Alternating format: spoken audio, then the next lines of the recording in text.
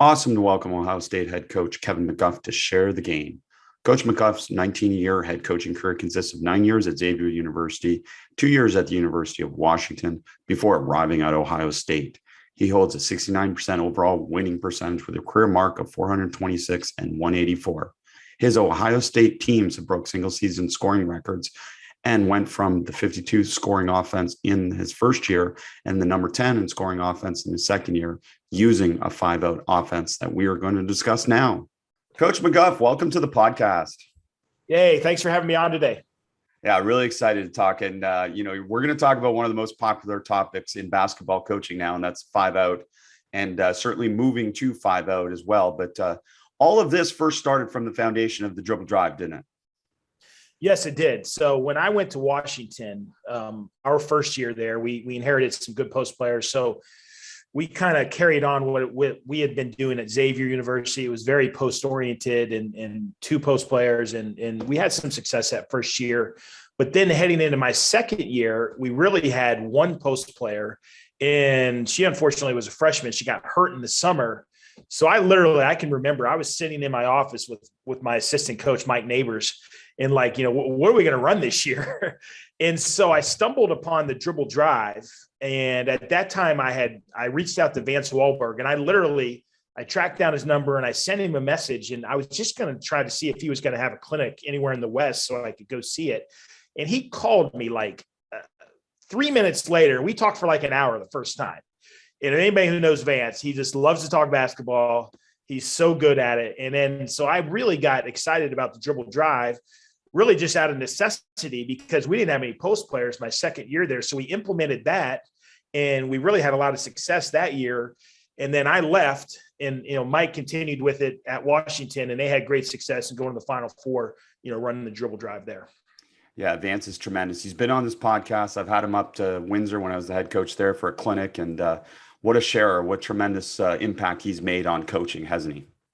Oh, he has. He loves to share. He's incredibly smart and very passionate about the game. And I mean, I could call him at any time and with questions. We've now started doing some of the stuff he does on defense with his press. And I've always got questions for him. He always picks up the phone. He's always got great answers. Yeah, it's great. And so talk to me a little bit then, the dribble drive. Did you do anything to adapt it to your personnel specifically? Did you do anything where you added or you removed stuff?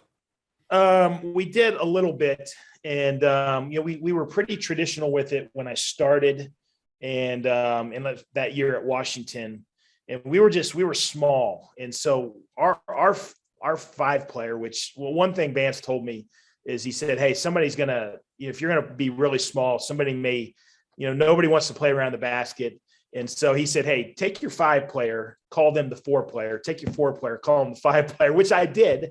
And it I think it tricked them for a while. And by the time they figured out what was going on, we were actually having a little bit of success. And so that was one thing that kind of got us going there. And then when I came to Ohio State, we implemented the dribble drive, and we didn't have great personnel for it my first year. But then our second year, we were able to recruit Kelsey Mitchell, who was exceptional in the dribble drive and really an elite player. And we had a really good team for it in general. But we kind of tweaked it year to year based on our personnel, but really kind of when we ran the dribble drive, we were pretty traditional with it from what kind of Vance's principles are. Right. And you talked about Kelsey Mitchell, and Kelsey Plum was your first player to be able to be featured somewhat through this dribble drive as well, wasn't she? Well, when we were at Washington, we didn't have a great team, so recruiting was a big point of emphasis for us to kind of get the talent level to where we needed it. And we sold Kelsey Plum on the idea that she could come to Washington. We would build the program around her. We were going to run the dribble drive, which would be a perfect fit for her. And so I was the head coach. We recruited her, and then I left and went to Ohio State, and Mike Neighbors took over, and they continued to run the dribble drive. And Kelsey Plum is the all-time leading scorer in women's basketball history. And so then I came to Ohio State, and I was fortunate enough to recruit Kelsey Mitchell, and we put her in our offense to dribble drive and the way we did it. And she became the number 2 leading scorer in NCAA history. So they had Kelsey at Washington and Kelsey at Ohio State, number 1, number 2 scores in women's basketball history. So Vance should actually be using that in his clinics now, that his offense created the the top two scorers in the history of our game. Yeah, that's a pretty cool fact. That's great testament to the dribble drive. And then talk to me a little bit, because the dribble drive, the reason we're talking about it is it's still a part of your offense, but now you move to more of a 5-out type of offense with a lot of NBA influence. And if I understand correctly, the dribble drive is kind of the end action, that the play after the play type of stuff.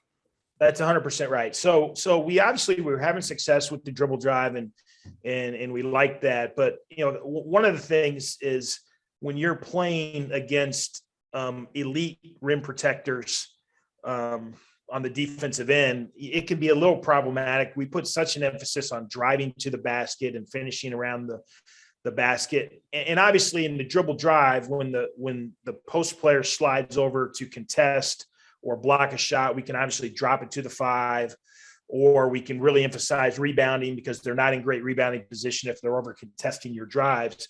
But still, it's a lot harder than it is just to say you're going to do that, because the balls get deflected, and it's not like men's basketball. You just throw it up and they dunk it. And so I started looking as we evolved with some of our recruiting, and we were fortunate enough to get some post players who could play on the perimeter and who could shoot the ball from the 3-point line. I started getting a little bit intrigued by some of the 5-out stuff I've seen in the NBA. And basically, just as much as anything, to take away the rim protectors. And so I was really, excited to kind of learn more about that. And I was fortunate that our former coach at Ohio State, Thad Matta, is a good friend of Mike Budenholzer at the Bucks. So he set me up with him. And then Coach Bud was phenomenal, and he kind of set me up with one of their assistants. And so I did a couple calls with them to gather more information. That's how we kind of started, with kind of mimicking a lot of things the Bucks were doing. And then we've kind of taken it and done our own research with a lot of the other NBA teams and some of the European teams that we watch to kind of put our own little spin on it. So it's tremendous. And I watched a lot of clips to get ready for this, and definitely see the influence of, the 5-out and so many different NBA actions, gets and staggers, dribble handoffs, and different actions like that. But, still so productive in the women's game is attacking at the basket with size matchups. So I also saw that you blended that in as well with some forced curl action and different stuff like that. So can you talk about that? Because the one thing you didn't want to lose, I imagine, with the 5-out is attacking the rim. 100%. We that's the first thing, is like we're sprinting in transition as fast as we can into the 5-out spots. And our first thing is to attack the rim.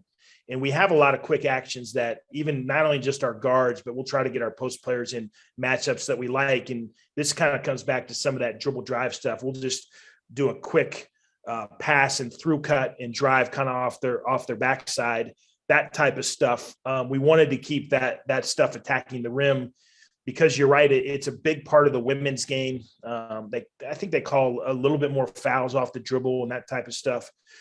And so basically, kind of even to take a step further and hopefully not to get too ahead here, but we run the 5-out stuff. We have a lot of actions we run. And then if the actions, we don't get a shot, then we always have somebody rolling to the basket, and it kind of flows into the dribble drive kind of as the play after the play. And you can see that in coaches that get a chance to go watch, you'll notice that aspect of it. So that's fine, Coach. We can go anywhere we want with this. That's the beautiful thing about this podcast. We're talking to coaches mainly, so we can go anywhere. And let's start with maybe the template that you run to, because that obviously is often a question with these type of 5-out offenses. And you are not running 4-out 1 in, you're running to 5-out spacing template? We're running to 5-out. Now, occasionally, and we will let them play a little bit. If we have a 5 player that gets way ahead of the action, could they get a quick post up? Yes. If they don't get the ball quickly, we want them out so we can get into our 5-out actions. But and we kind of break it up, because on a missed shot, we run to any spot on the floor. And we really, if we're doing it at our best, we have our post players running different spots, because opposing teams' post players, they like to run to the paint and look for their post player. And so we try to get our post players on missed shots, just turn around, run as quick as you can. Now, because they rebound on the other end, they may end up in what we call the 5 and 4 spots a lot, but we want them running to any position. So truly positionless basketball off of a missed shot. We want to be up the court as quick as we can and really in attack mode. And we have some quick actions. It might be a kick up. It might be a rub. It might be a quick ball screen. Those are what we call quick actions. And if those don't work, then we have what we call away screens or stagger screens that will kind of flow into off of a missed shot. So that's kind of the missed shot package. Then on a made basket, we've changed this in the last, since we've gone to the 5 out, we have our 5-player take the ball out, and we're still trying to get the ball up as quick as possible. But because we run more kind of sort of set actions out of 5 out off made baskets, we will run the two right, the 3 left, the 4 to the left 45, and the 5 to the top of the key after they've inbounded the ball. Okay, well, let's start with the quick actions then, and especially on misses. So if I understand that, then there's some automatic actions relative to where a player fills and where a player is relative to the ball. Is that how it works? Yeah, right. So our first thing would be a 45 attack where, like, let's say whoever the ball was outletted to, they can attack off the 45 with spacing, which could lead to getting to the rim. It could lead to, what we call a lock 3 or a 1 more, and we're just kind of playing basketball at that point. It could also, hey, you go to attack the 45, but you get stopped out of the corner. Maybe they're in the gap. We could have a quick kick up. We could also have a handoff out of the corner. And then the same thing, we could be attacking the 45. We don't have anything. Let's just say we have a post player trailing at the 5 spot. We could do a quick 5 strong, what we would call it, which is a quick ball screen. And then if you can imagine this, we do a quick ball screen. They come off, the 5 rolls. At that point, we've kind of just morphed into dribble drive. We could do a quick kick up out of the corner into a 5 strong. So a kick up 5 strong roll, same thing. It morphs into then the dribble drive. So those will be what we call like really quick actions. Love it. Love it. And so if your big's in the trail spot or your big's behind the play or to the weak side of the play, are they told to screen their way or cut their way to the action? Is that what you're giving them the cue as? Yeah, whoever has the ball handler is, if they can get to the rim, they're going to do that first. If not, then they can kick up out of the corner. And then we can get a quick ball screen. So they're kind of just playing. It's mostly predicated on what the ball handler is kind of calling or feeling. But then if we don't get a quick action, we're in these 5 out spots off a missed shot. We're either going to go a single away screen, and we have a bunch of actions that can happen with that, or we're going to go stagger and a bunch of actions that can happen out of that. So having run a lot of 5 out in transition, especially the 2-side concept where we're trying to attack to the weak side 45 and drive that 45 like you're talking about, one of the challenges for players is to know when to flow into those next actions.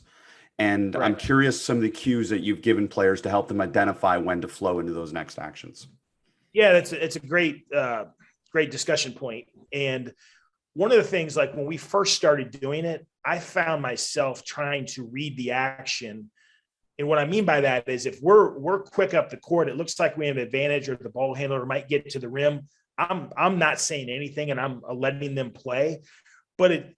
But if it starts to get a little bogged down, a lot of times in the beginning, I would call something away or stagger, and then let them make the reads off of that just to keep the flow going. As we've gotten a little better and our guards have gotten a little better with the ball, our guards are starting to get the feel for, hey, I think I can attack, or I think I can get a quick kick up. And they're doing that. And if not, they feel like they're getting bogged down or the defense is set and we don't have much of an advantage. Now they're starting to call away and stagger.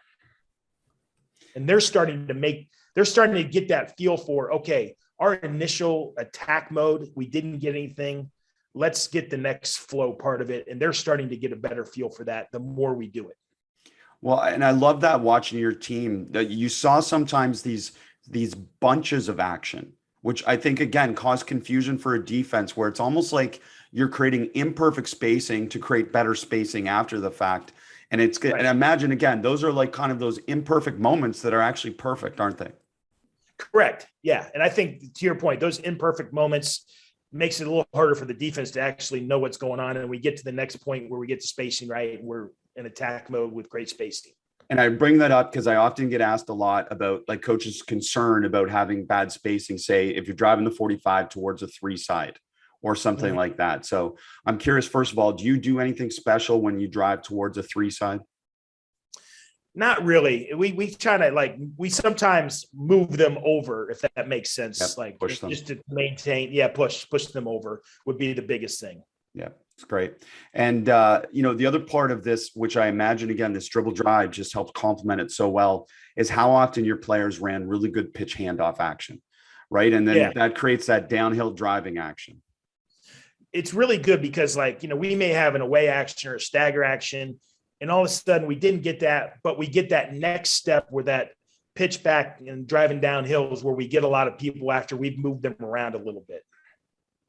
So talking about the staggers first, give us some of the teaching points on the staggers, because I did see sometimes the first player curled the first screen and second player came off. So there's definitely some diversity of cuts and actions off of that. And is that personnel driven, or is that a little bit more going into specific scout? A little bit, hopefully in theory, where they're reading the defense. For example, they're coming off a stagger, and let's say the defense kind of jumps them and tries to body up to them right off the first, right when they start cutting. Well, they can reject it. And then we have a series of actions that we do if we reject the screen. Then let's say they kind of get them and they're kind of trying to chase them, and we can single curl, and then we have some actions, or they can double curl. And so really, or let's say they go stagger and they go under, well, they can fade, and we have actions after the fade. So we're really trying to get them to read that. We break that down daily. We play 3-on-3 almost every day with all these different actions. We get our scout team to guard them different ways to try to get them in the idea of reading how the defense is guarding them. And then we have, how we react after that. That's a big part of how we kind of build the offense up, is working on that daily. Yeah, it's great. You can tell you guys do work on that, and players making great reads, and really, again, great, always finding great spacing after the fact as well, which is a huge part of this. And kind of, we won't go back to your objectives a little bit. You already talked about playing fast and sprinting the floor with pace, but the second one really, again, plays into both the offensive concepts that you're blending here, and that's establishing gaps and driving angles. Can you talk a little bit to that?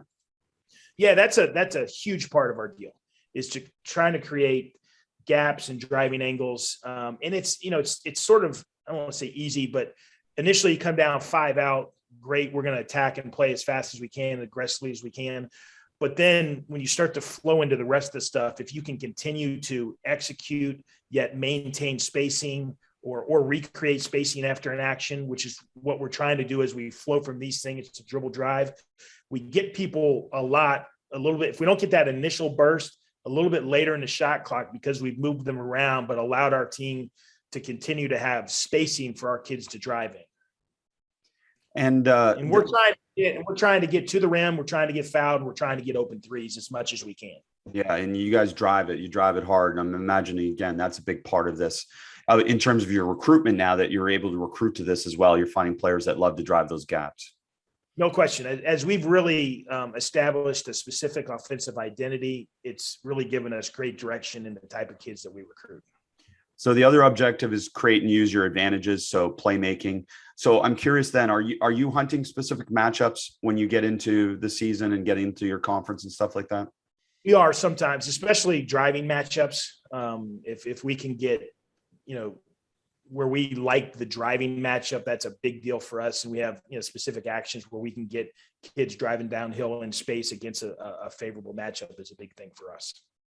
Now, it's more of a high school question, because you can certainly recruit a little bit more to this, but what do you do with that one player or that maybe can't drive it or can't shoot it as well as the other players? What are you trying to do with them in terms of the 5 out? Yeah, I get that question a lot from high school coaches, because they'll say hey, I got four kids that can shoot it, but my 5 player can't shoot it. There are, and we've kind of I've gone through with a couple high school people, what we usually do is put them, let's say you're at the top of a stagger, we curl, then you come back and we pass it and hand off, and then you're rolling. You don't have as many options, but you can still do this and have your person who can't shoot be the person who's going to roll to the basket and kind of be low person once you get to dribble drive, if that makes sense. Absolutely. And that's what that's what we would do. And that's what I would do if we got a post player because we would recruit a great post player, even if they couldn't shoot it as well. We would just do stuff like that to get them around the basket as we get towards, especially our play after the play. So give coaches maybe a perspective, like newcomers to your program, whether they're freshmen or transfers coming in your program and running this 5-out type of offense. What do you find they struggle with the most in terms of adapting it and becoming successful within it? Well, I think the first thing is probably just the relentless pace, make or miss. It's like most kids grow up, they're used to jogging and everybody wants to play really fast until it means getting in incredible shape and playing fast, miss 40 minutes, So just the consistent pace and expectation that you're going to sprint the floor all the time, no matter what. That's probably the biggest thing. The next thing, most of the kids we get, if you give them space to play in, that's not really hard for them. They can drive it and make plays that way. It probably the probably next hardest part is when we get to teaching them how to read off of single away screens or staggered screens. Like, hey, somebody jumps the screen, you're going to reject it. That type of stuff is probably the next part that takes the most time for them to kind of get accustomed to. Yeah, that's good. And you mentioned the away screens, and I want to spend some time on that because, again, all of us that, 5-out maybe 25 years ago when people just ran basic pass and cut 5-out, the screen away was always the most effective part of that when you could add that screen away. And that's really when I think of the Bucks a few years ago when we talk about their wide 5-out offense, that was one of the main features of it was that screen away action. So can you talk about that a little bit? Yeah, so we have kind of two options. If you can imagine, and I'll just use these numbers for we have the 1 in the right 45, the 2 in the right corner, the 5 at the top of the key, the 4 in the left 45, and the 3 in the left corner. So let's say the 1's got the ball in the right 45, and we're going to screen away. So that would be a 5-4 screen. So we have a couple things, just like we were talking about in the staggers. If they go to screen away and the defense would jump the screen, they can reject it immediately. And occasionally you'll get them almost like on a back cut into the lane. Or if they don't, they could curl around. And what that does, even if they don't get the ball, as they curl around the 5 player, it's going to get the 5 player open. So what we do, if we're going to go what we call the strong side, we're going to pass to the elbow and then cut over top and have a series of things to do with now the 5 player at the elbow and the 1 is cut over top to screen for the 3. And now you can almost get into the same stuff. The 3 could come off of 2 screens. They could reject and we could pop out. So just a myriad of options that way, if that makes sense. Yeah. So it basically, if coaches want to think about it, it can end up into a get type of action where either you could cut to a single side and kind of run corner action or cut to a double side and kind of run that classic Princeton convergence type action, right? Correct. So then the other thing, like you said, that's what we go kind of over. But the other thing, the 4 cut, we passed it to the 5. And so now instead of going over the ball towards the 3, we're going towards the 2, and we're almost doing that Princeton away action. Yeah. So as the 2 comes out of the corner, if the defense tries to jump the screen at all, they're back door, and the 1 pops back up, and you either hit them on the back door or throw it to the 1 for a quick ball screen. Or the 2 can keep coming out of the corner, and they could get both screens into a dribble handoff. If that makes sense. Totally. And, I guess let's start with this. The other part that I saw your players do, and I didn't watch every clip, but I definitely saw this enough to know that they understand this concept. And that's when the screen away action happens. It's occupying 2 defenders. So Correct. Driving it when this is happening is such a huge, huge advantage. Yes. And we have advantages at our 5 spot there off the dribble. They get a lot of those. They catch it there and the action's going on and they just turn and drive it. I saw that a lot. And I didn't see that just, again, from your traditional, say, your guards. Your bigs were doing that too when it was occupied. Correct. Yeah. Yeah, it was really good to see that. That's such an advantage and such an important thing. It's basically akin for coaches to think about is like the importance of rejecting a ball screen. You can beat 2 at the same time, and this is the same thing when they're occupied. Yep. The other part that goes with this away action, as you already mentioned, is this flow into these staggered dribble handoffs, which will happen naturally as well. Can you talk about that? That's very much an NBA thing nowadays, isn't it? Yeah. So it could go either way, really. Like I said, when we go 5 screens away for 4 and they cut, if we throw it to the 5 around the elbow, we can cut over, go get the 3. So the 3 comes off a screen from the 1 and then a handoff from the 5, and then the 5's rolling. Pretty good action. Or if we throw it and we go away, now the 1 is screening for the 2 coming out of the corner. And assuming they didn't reject it, we have that little Princeton action. Then they're getting a screen from the 1 and then a handoff from the 5 and the 5 rolling. So basically you're providing for all of us a conceptual offensive template for players and to be able to simply understand different things that are possibilities within it. And I'm imagining one of the advantages is difficult to scout. Correct. If we're doing it right, it's difficult to scout because if our kids are reading the way, there's a couple ways, you could chase them off these screens all night long, or you could go under. And if we're doing it right, we're reading how they're guarding us and reacting accordingly and executing based on how they're guarding us. Can you run this type of 5-out offense without having gravity of 3-point shooting? Yeah, I would. That would be a little harder because I think the 3-point shot needs to be a part of this.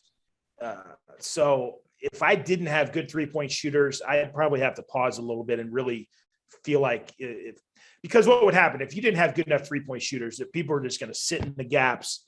They're going to sit way in the help side, and it's really going to take away a huge part of what I think the advantage of this offense is, which is attacking and getting to the rim. But I think you could take that away if you couldn't shoot it well enough. So with that, then maybe talk to me about this shoot first mentality and how you get players to go to their next level of pace. As you already mentioned, they don't quite know what pace is until they get to your program. Right. So one is, on the side, I think it's a really big part of college basketball is that your strength and conditioning coach is in total alignment with what your style of play is going to be. We have a really good strength and conditioning coach. She does a great job, and we have constant conversations about, hey, how can we get our players? How is whatever we're doing on the court, how can she kind of complement that to make sure we're in great condition? And we got a lot of technology and all that type of stuff. So that's the first thing is we have a strength coach that's totally in line with what we're doing, and we work really well together to make sure we're in great shape that we can do it. Then after that, it's just, I think as a coach, you kind of got to be relentless about what's really important to you. And you can't, every single thing you can't be crazy about. But so I'm really big on making sure people are sprinting the floor. And I have assistant coaches who are watching that just to hold our kids accountable for sprinting the floor. So that's, and we have repercussions if they don't. They're coming out or they're going to see the strength coach, something. But we're going to establish that as a huge identity of who we are. And I imagine also as well, you're connecting the advantage to a player of sprinting the floor, right? That eventually they're going to see the result. Exactly. And to your point, pointing that out when, hey, you sprinted the floor, you got ahead of everybody, you got a layup, or, hey, we just had a 5-minute segment. We got a couple layups because we just were relentless about running the floor. Now connect that to a 40-minute game and just the impact that can have for us. Well, I love that mentality of, you can't coach it all. So you have to be relentless on what really matters to you. So you said sprinting the floor. What else in this offense really matters to you? I think just ball movement. The one thing that can get a little scary, and less the 5-out, but when we run the dribble drive, the ball can get dominated by one or a few people. And so you got to kind of guard on that.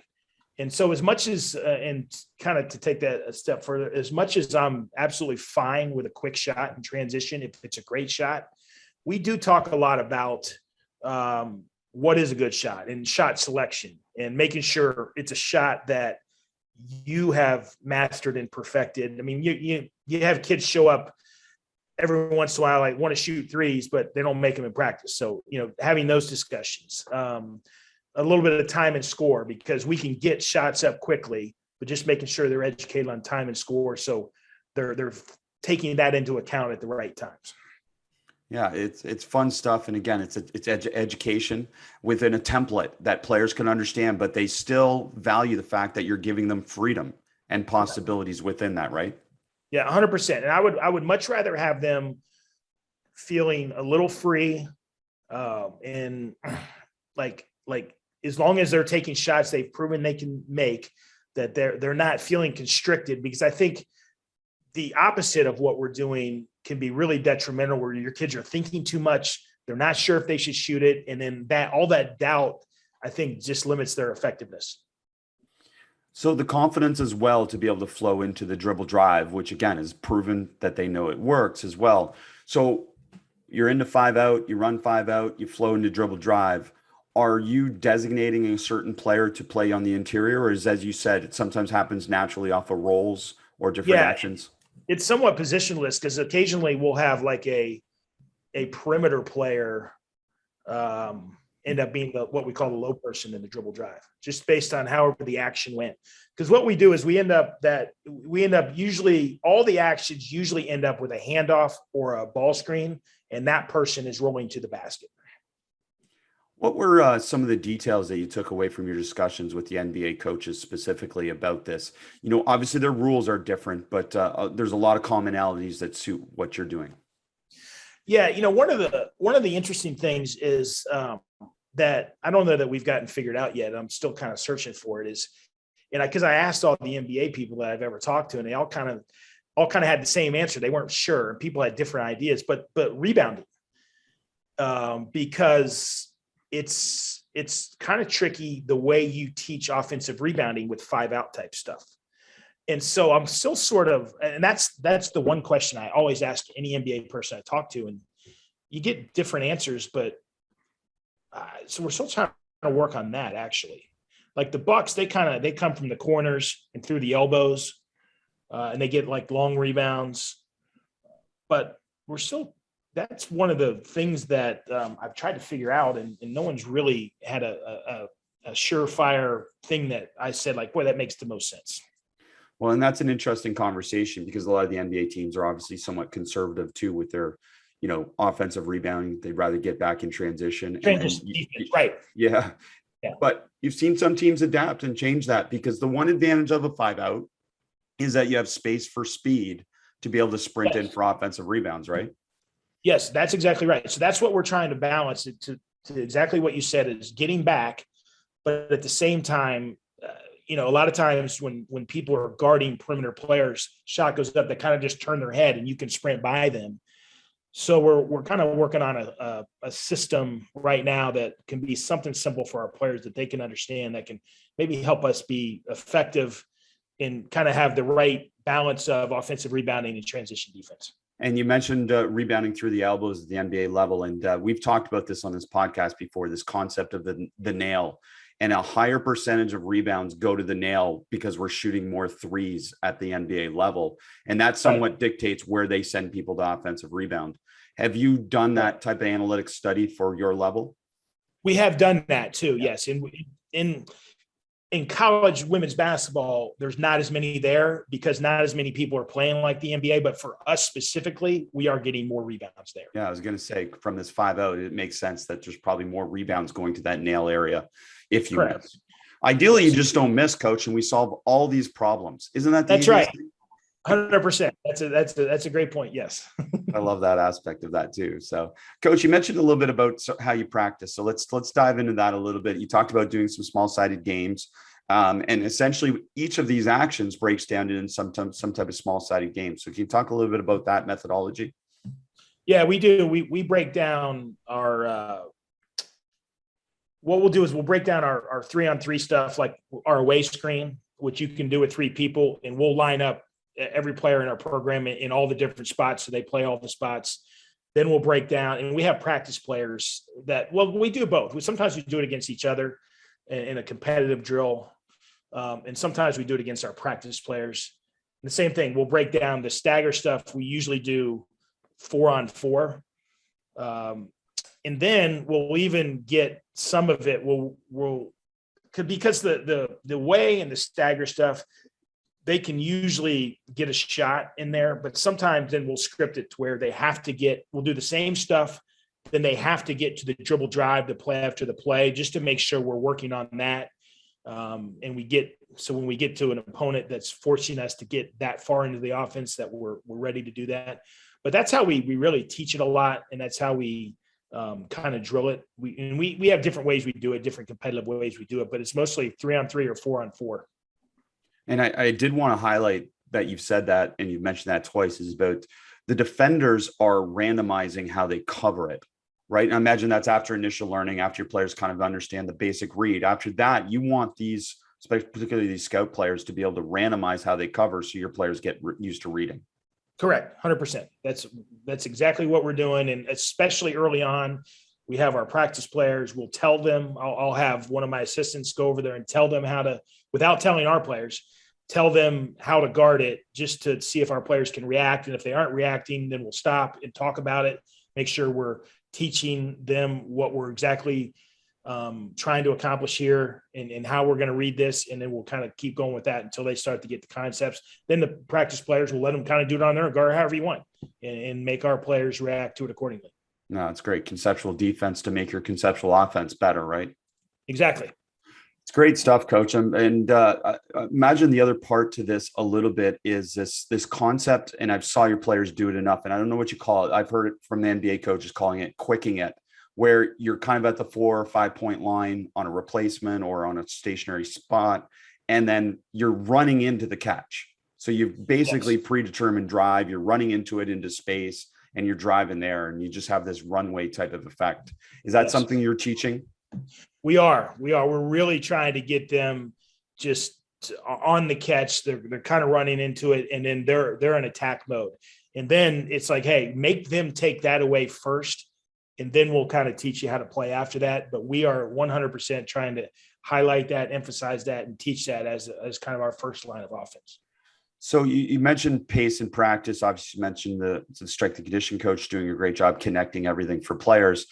I imagine your practice, the pace is pretty high. How do you balance that with teaching, keeping the pace up so they get used to the pace and also being able to stop, correct, and teach?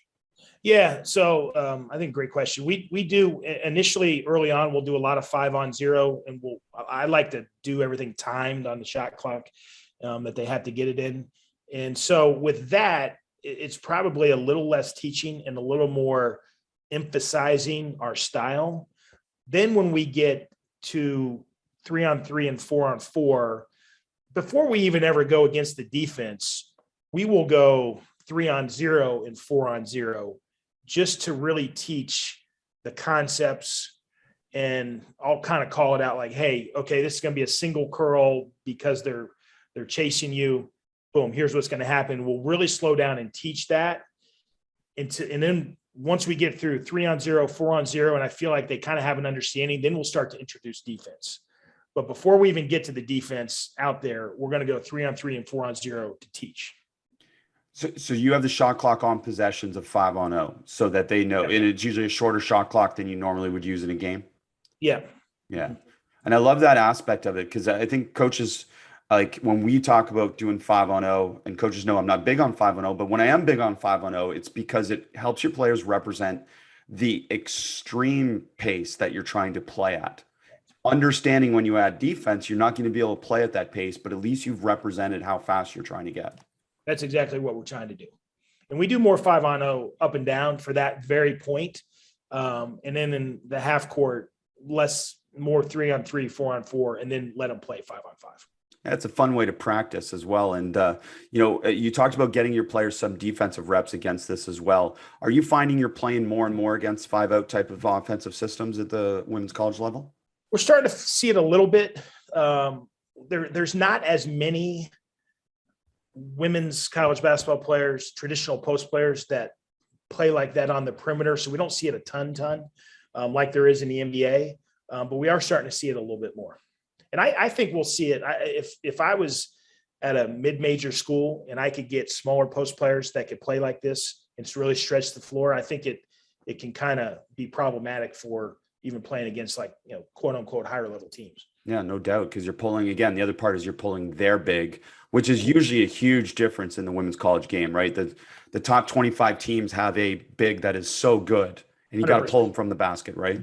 Right. If you can pull them away from the basket, that's a problem for the other team usually. Yeah, you talked about that in terms of removing rim protection at the rim. And with that, I guess the other part is, over the years that you've done this, how long have you done the 5-out system, Coach? Like 2 years. So 2 years. So, and you've saw incredible improvement from number Yes. 52 Right. to number 10 in the country in scoring offense. Yeah. So I'm curious as well, what have you seen in terms of 3-point percentages and the quality of 3-point shots? Have you seen those go up as well? Those have gone up. Last year, we were really efficient from the 3-point line, and it went up from the year before.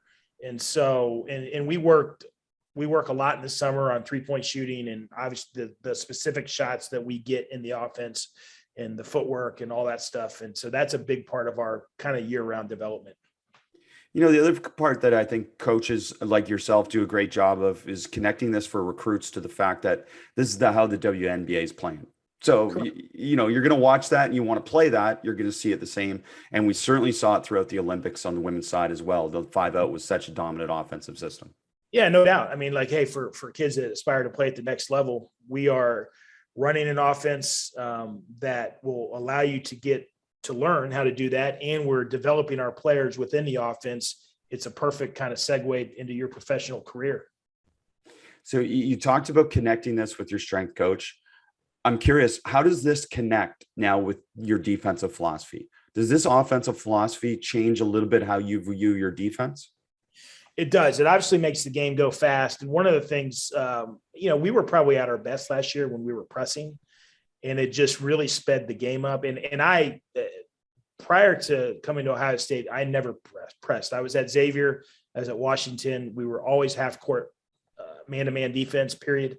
End of discussion. That's who we are. That's what we did. And I did start to introduce the press a little bit as a complement really to our offense in terms of just a total style offense, defense, and how they could fit together in creating pace for 40 minutes in a game. And I've kind of liked it. I liked this a lot more than I thought I would. Matter of fact, it goes back to Vance kept telling me I would always talk to him about offense and the dribble drive. And he'd say, hey, you got to look at our defense. It's really good. And you're going to like it. And then I did. I was like, you know what? He was right. I actually kind of like this. Said any coach ever who's talked to Vance, the only thing he wants to talk about is his defense. And he's absolutely right. It's brilliant stuff. It's brilliant. It's really stuff. funny. Yeah. Yeah, it is. It's really well thought out and very organized. And so we have used that to kind of just create overall pace in the game to kind of play back to the way we want to play on offense. And you've addressed it, and it speaks to my kind of original question about this because it speaks to the psychology of a player. I found that when we increased our pace, when we went to this 5-out type of system, more threes, more dribble drive type stuff, our players somewhat got impatient on defense if we were just going to go back and play, say, regular pack line. So I found that we had to increase our pickup points and do different things to get more aggressive, kind of because it kind of suited their psychology of offense. No, I think that's a great point, and you're right. And that it kind of, you probably said it better than what I was trying to say. Is it kind of creates just a total system for how you're playing and kind of makes things fit together with your offense and your defense. Yeah, and you get to have fun coaching, right? Do you find yourself spending less time coaching possessions than maybe you traditionally would have in the past? Exactly. Yes, you do, because the game's going faster. And if we've done it right, we've taught our players how to play. We've had enough discussion about shot selection, not wanting to hold them back, wanting them to feel confident, but also not allowing the game to be crazy. We want the game to get going fast because that's our style. And we feel like that the most opposing teams don't want that. So that's what we want. The best pace teams I've seen at the collegiate level in particular always use shot clocks in practice and then smaller shot clocks, right? In terms of the number. Are you doing stuff like that as well in all your drills? You're reducing the shot clock times? Yes. Most drills that we're reducing it. We're making it 20, 24, whatever the case may be. But we usually don't use a 30-second shot clock. Yeah. And 24 is no problem for your players, I imagine. Right. No, it's not. Yeah, that's fun. It makes it a lot of fun to be able to connect all these things together in that way. And then with the strength and conditioning stuff, you talked about that, but your practice pace is at a level where you probably don't need as much pure just running and strength and conditioning, do you as well? Correct. Yeah, no, especially when we get to actual practice, we don't do a lot of running outside of what we do in practice. But just by virtue of how we practice and the things that we do and the amount that we go up and down, we get ourselves in really good shape. And the undertone of all this is that players enjoy this, right? They enjoy that they don't have to do that extra conditioning. They'd rather do it practicing and playing basketball. It would. And we have a very competitive group. Anything we can do competitive, even if it's going up and down and making them play really fast and really hard, it's no problem for them. So take us through this take us through this other major part of this offensive system, whether it's dribble, drive, and 5-out that you've blended, and how you develop your players' ability to be able to attack these runways, attack these gaps. What are some of the ways that you've developed their ability to be able to improve that aspect? Yeah. So the way I do it, kind of just the big picture is I work on everything that the team is going to do from a 5-out, from a offense defense standpoint, big picture. Each one of my assistants has a core player group, and I let him or her, we talk about, hey, what does each person need to be successful within the system? And then I'll try to have a plan to plug them in to be successful. I've got a great staff right now that works really hard in their development. We obviously have a year-round plan. This summer, we worked a lot on three-point shooting, footwork, and the shots that we could, that we charted that we got last year. So we worked a lot on those shots. And then we did work a lot. We have a lot of, like, even in the summer, full court drills where our kids, really what we see, going back to one of the things that you asked about people adjusting to this, is just getting people to be able to play as fast as they can, but be able to make plays at that kind of rate of speed. Because a lot of times when they come, it's a little uncomfortable and they're kicking the ball around a little bit. So we really, just to get them to be successful individually with their skill work, just get them playing faster than they ever have. Now, we don't want them out of control. We don't want them to feel like they're playing too fast that they can't be effective, but we just get them going up and down, playing really fast and making plays. And then it's almost like we try to get them going fast and then slow them back down to where, like, what was it John Wooden said, hey, we want you to play fast but not in a hurry, or something along those lines. We kind of then try to dial it back into that. Yeah, it's great. It's great. And, it's just, again, it's an overriding philosophy that suits everything in terms of the program. But the other part then is this attack and counter versus turning a drive into a handoff and teaching that aspect of that decision-making off the dribble as well. And that's something that takes time, but I'm curious, do you have any kind of like teaching points that have helped you develop that for your players? Yeah, we do a lot where we attack, and we'll have the practice team. Sometimes they'll get in sometimes they'll be denying the wing where they've got a great driving lane, so they have to read that and attack and get past people and to the rim and finish. Sometimes then we'll have them playing fast and attacking where we put the defense in the gaps, so now it becomes a quick kick up, and they have to quickly read that. And that's how we kind of work on that stuff mostly. It's just putting the defenders in different places. Our kids play fast and then read where the defender is and make the appropriate play. I love it. And coaches might be wondering about where ball screen fits in, and you definitely run some ball screen, but is that more set type play oriented, or is it part of the flow of the offense? It is set play oriented, although we do a lot of just quick ball screens. It would almost be like a drag screen. So if we're attacking down the court, we don't really have anything in the person with the ball in the right 45, let's say, they don't see the kick up there and they can't get past the defender. They may call a quick ball screen. We call it a 5-strong quick ball screen roll. Then we're right into the dribble drive. So we do work on that, the ball screen stuff. It's probably more out of set plays for us, but we do some quick, like, kind of drags and transition. Great. And, the other modern thing to account for is obviously cutting off of drives and cutting off of ball screens and stuff like that. And I'm imagining that's a big next level for what you're trying to do there. It is, especially when you drive, you'll see in the NBA, they do a good job with it. We haven't really gotten our players accustomed to it yet, but that opposite 45 cut, because the defense often turns their head or tries to kind of support the drive with some help, and you can cut behind them all the time. Yeah, that second cut, that's so lethal when your players get used to it and the timing of it and everything that comes with it. And the other advantage, obviously, is it creates more space, even if you don't pass to them. Yeah, that's right. It creates more space. And what happens too is when you drive a lot of times the defense is sinking, because people throw it to the corner so much, and they're going to help with that. So when you cut from that opposite 45, it kind of puts them in a bit of a bind. Well, yeah, and I love this whole thing. I mean, it all starts, and people need to understand this. It all starts from a template. It all starts from a structure. And people have asked me about how to teach that off the ball cutting stuff. And I've said to them, like, sometimes you just have to tell them you must cut every time to start with, so they get used to cutting, and then gradually it becomes more of a possibility, right? Yes, exactly. Because they're not used to it. It's a little bit of a unnatural cut for them at times. So yeah, you got to force them to do that. Coach, I know one of the stats that was sent to me by Ryan, your video guy, Ryan Murray, who's done a great job helping me prepare for this podcast as well, was J.C. Selden was number 5 in the country in transition points per game last year. I'm imagining that your players are seeing the benefits of this and they're enjoying it, right? Yeah, no doubt. And yeah, it's like, once again, you start playing like this and all of a sudden she's very quick. She's a great athlete, but she's thinking, man, the more I run, the easier shots I'm getting. And so, yeah, she ended up being 5th in the country in transition baskets. And just, it's a testament, I think, to the overall system, but also how hard she runs in transition. Well, I'm so excited to watch your 3rd year of using this. And I know that this year hopefully is a little more traditional for you, because I know you and all other coaches have had some challenges over the past year and a bit to get some of these systems and new teachings in, just with less players and all the different pandemic restrictions. So you must have been enjoying the off season of having your players together. No question. We had a great summer. It was fun to have them all together. And I'm hopefully the fall goes as planned, because we got, a lot of teaching to try to get this thing to the next level. And I'm excited to roll it out there in November and see where we're at.